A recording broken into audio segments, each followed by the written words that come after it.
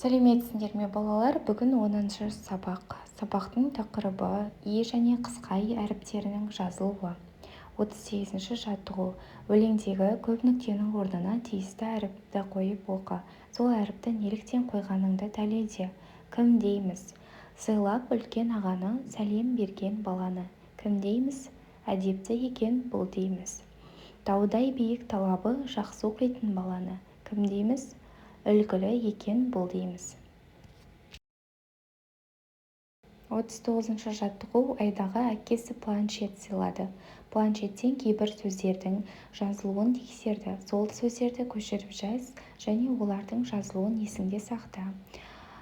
Көшіріп жазатын сөздер: сый, сыйлық, сыйла, сыйды, тый, тыйым.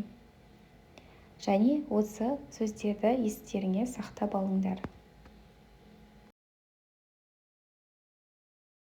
40-шы жаттығу. Өлеңдегі көп нүктенің орнына тиісті әріпті қойып көшіріп жаз. Апам қонақ шақырып достарымды жинады.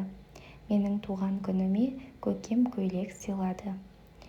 И және қысқа и әріптері бар сөздердің астын сызып бір-бірімен салыстыр. И және қысқа и әріптері бар сөздер: жинады, көйлек, сыйлады. 41-ші жаттығу. Сызба арқылы и және қысқа и дыбыстары туралы білетініңді өз сөзіңмен айт. Ереже құрастыр. И. Дауысты дыбыс. Сөз басында және дауыссыздан кейін жазылады. Мысалы: ине, ит, білім, киім. Қысқа и. Дауыссыз дыбыс. Сөздің соңында және дауыстыдан кейін жазылады. Мысалы: ай, бой, той, жейде. Ереже: и дауысты дыбыс ол өз сөздің басында немесе дауыссыздан кейін келеді.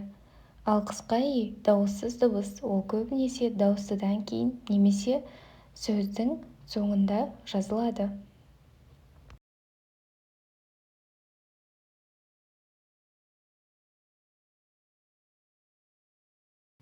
Шығармашылық үзіліс. 42-ші жаттығу. Жағдаяттан шығып көр.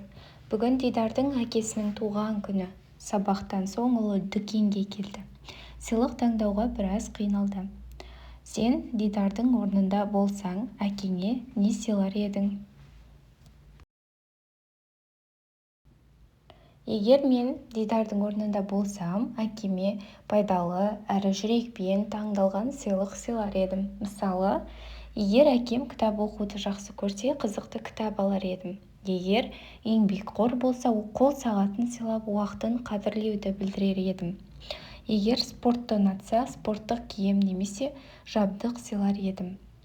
Ең бастысы сыйлықтың бағасы емес, оны шын көңілмен таңдап, әкеңді қуанту маңызды.